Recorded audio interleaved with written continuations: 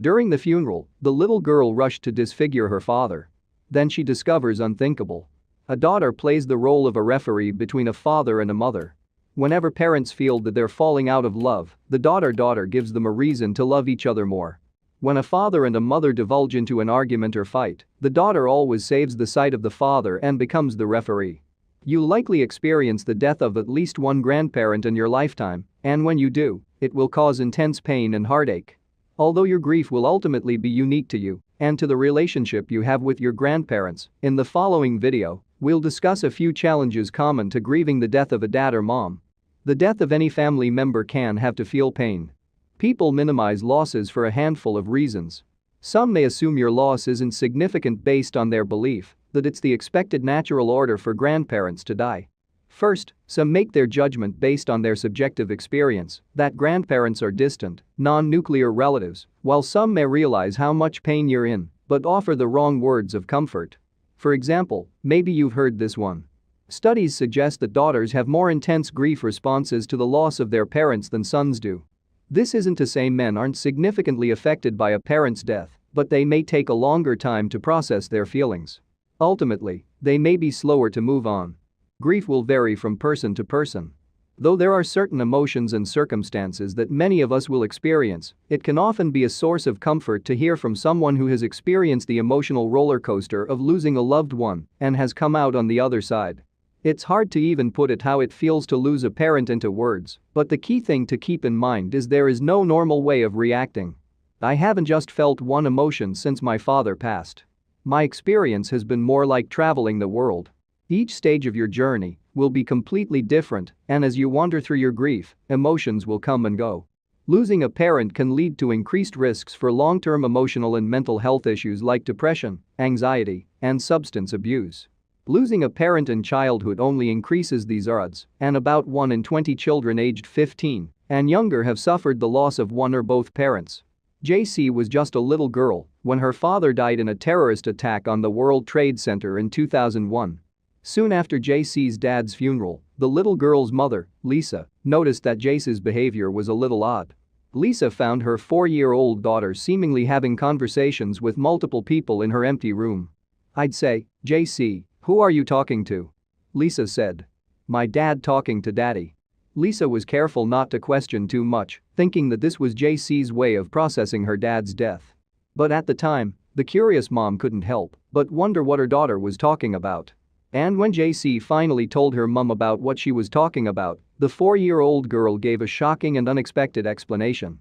JC was just 4 years old when her father died on September 11 attacks. 2996 people died when the Twin Towers collapsed, and JC was just one of many children who lost a parent on that fateful day. But unlike many other children, JC started doing something rather odd. Just after her dad's funeral, JC's mom, Lisa, noticed that her daughter would sit alone in her room and have long conversations with her deceased dad, and Lisa hardly believed her ears.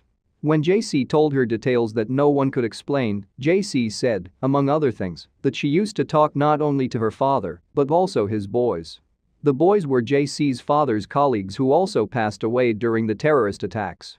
JC could name all of her dad's co-workers, and she could also describe them, even though she had never met or heard of these individuals before her father's death.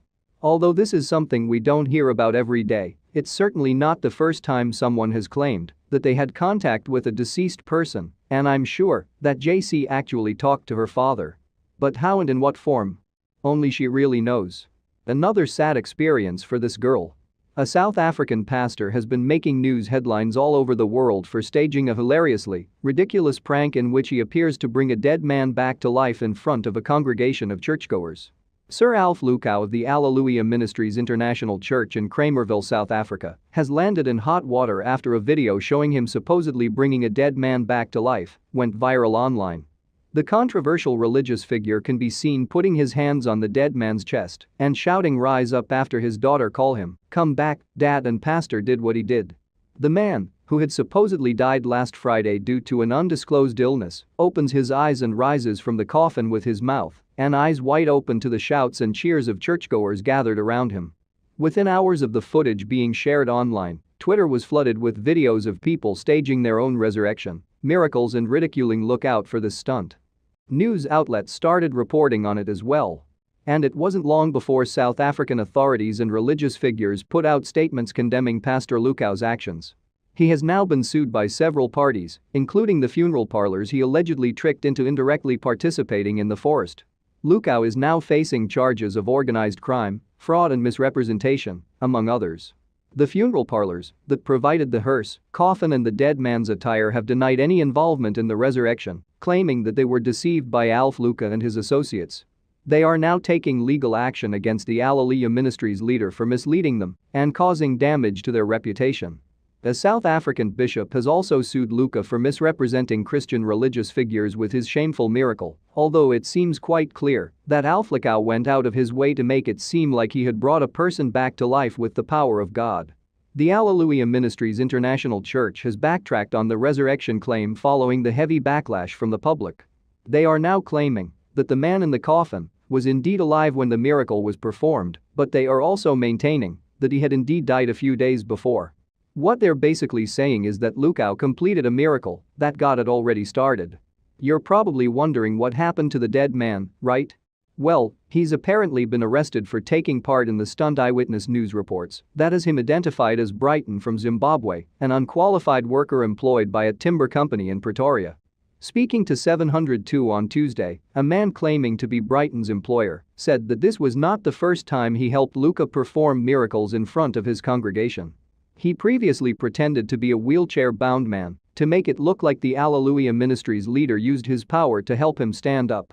Can you imagine what a life he's had? He's working for me. He died, he was resurrected, and now he's been arrested. Brighton's supposed employer jokingly said, "This isn't the first time we've covered ridiculous miracles performed by daughter and shady African pastors.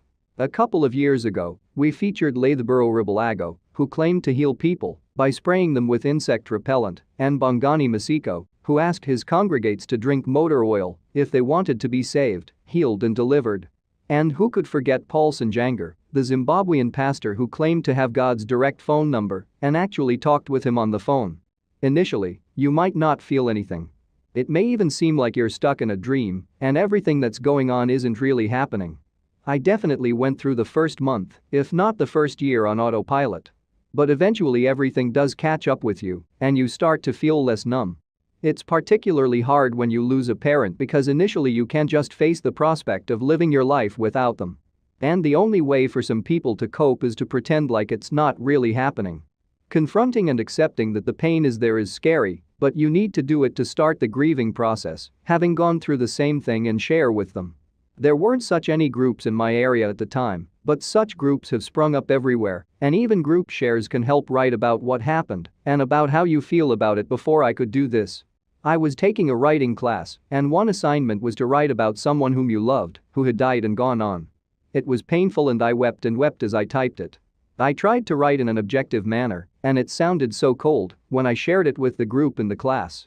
They suggested I explain it more, and I wept and quote, "The thing is, if you repeat the story out loud or in writing enough times, you can begin to put it out of your heart and on paper or somehow objectively the story so that it becomes a story that's out there.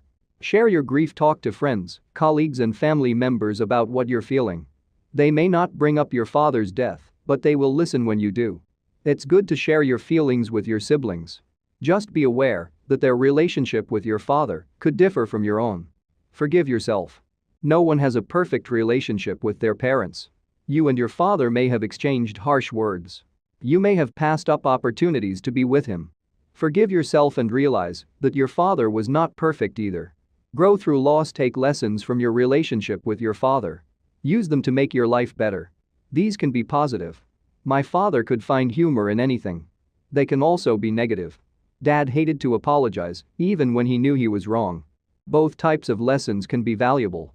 Profound grief can change a person's psychology and personality forever. The initial changes that occur immediately after suffering a significant loss may go unnoticed for several weeks or months after the death of a loved one or other traumatic experience.